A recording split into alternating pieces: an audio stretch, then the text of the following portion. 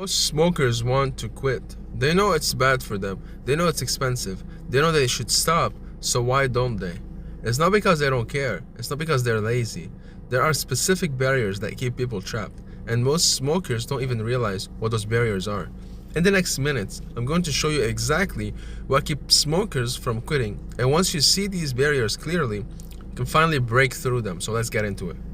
The first thing that keeps smokers from quitting is fear of failure. If you tried to quit before and gone back to smoking, you know how terrible that feels. The disappointment in yourself, the guilt, the sense that you failed, and that experience makes you scared to try again. Because what if you fail again? Every failed attempt chips away your confidence. You start thinking, maybe I just can't do it. Maybe I'm not strong enough. Maybe I'm one of those people who will never quit. This fear is so powerful that it keeps people from even trying. They'd rather stay smoking than risk another failure. But here's what you need to understand. Trying and learning is not the same as failing. Every attempt teaches you something. What triggers you, what strategies don't work for you, what you need to do differently. The people who successfully quit aren't the ones who do it perfectly on the first try. They're the ones who keep trying until they figure it out. But fear of failure keeps so many people stuck. They never give themselves another chance because they're protecting themselves from disappointment. And meanwhile, they stay trapped in something that's slowly killing them. Second barrier is the biggest one, the belief that cigarettes are actually helping you. You believe cigarettes reduce your stress, help you focus, give you a break, make you feel better. And as long as you believe this, you can't truly commit to quitting. Because why would you give up something that's helping you survive? This is the core trap. Your conscious mind knows smoking is bad, but your subconscious mind still thinks it's necessary. So you're divided. Part of you wants to quit, part of you doesn't want to lose your coping tools, and this internal conflict keeps you stuck. You might set a quit date, but you're not really committed because deep down you're afraid of losing something valuable. So the truth is, cigarettes don't help with anything. They create this stress and discomfort that they then temporarily relieve. But most smokers never see through this illusion. They spend their whole lives believing cigarettes are their friend, their support system, their stress reliever, and that belief keeps them trapped forever.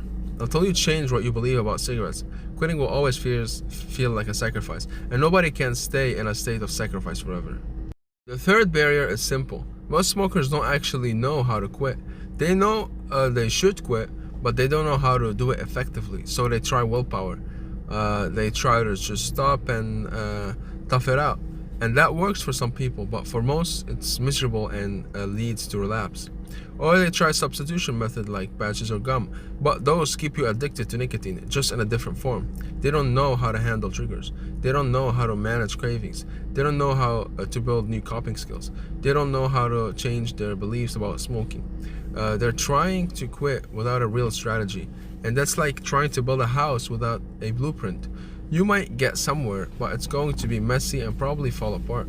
Most people think quitting is just about stopping cigarettes, but it's so much more than that. It's about rewiring your brain, changing your identity, building new habits, and having tools for hard moments. Without knowing the right approach, people struggle way more than they need to. They suffer through withdrawal, thinking that's just how it has to be. They white knuckle through cravings, thinking that's strength. But there are better ways that work with your brain instead of against it. Most people just don't know about them.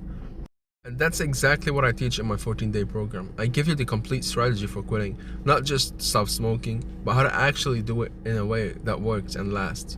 We address your beliefs, we prepare you for triggers, we build new coping skills, and we support you through the whole process. If you're tired of not knowing how to quit effectively, book a free call with me. The link is in the description below. Let me show you the right way to do this. So the fourth barrier is fear of discomfort. You know that quitting will be uncomfortable. Cravings, irritability, anxiety, feeling off. Nobody wants to experience that. So you keep putting it off. You think, I'll quit when work calms down, or I'll quit after this stressful period, or I'll quit when I'm ready. But the perfect time never comes. Life is always happening. There's always stress. There's always a reason to wait. And meanwhile, staying addicted has its own discomfort. The guilt, the health anxiety, the shame, the feeling of being controlled, the wasted money. But because that discomfort is spread over time, you tolerate it. It's the devil, you know. The fear of acute short-term discomfort keeps you in chronic long-term suffering. Here's the truth. Quitting has some discomfort, but it's temporarily. A few weeks of adjustment versus a lifetime of being trapped. And the discomfort isn't nearly as bad as you think it will be. Most people who quit say it wasn't as hard as I thought. I wish I'd done it sooner. But fear keeps people from even trying. They'd rather stay in the familiar suffering than face the temporary discomfort of change. The fifth barrier is your social environment.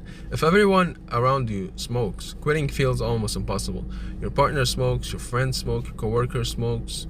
You're constantly surrounded by triggers and temptation, and there's a pressure, whether direct or indirect, to keep smoking. Maybe your friends make jokes when you try to quit. Maybe your smoking partner doesn't support you because they feel guilty about their own smoking. Maybe you fear losing social connections if you quit. Smoking might be how you bond with certain people. It might be your excuse to take breaks at work. It might be what you do when you hang out. Quitting means changing your social dynamics, and that's scary. Humans need connection. If smoking is tied to your social life, giving it up feels like social isolation. This is a real barrier. You can have all the motivation in the world, but if you're constantly surrounded by smoking, it's so much harder. The truth is, real friends will support you quitting, and you can build new connections that aren't based on smoking, but you have to be willing to navigate that change. Some people stay trapped for years because they can't imagine their social life without cigarettes, but your health and freedom are worth more than maintaining the status quo. The sixth barrier is the way people think about quitting. They quit, then have 1 week moment and smoke one cigarette, and they think, well, I already messed up, I failed, might as well keep smoking.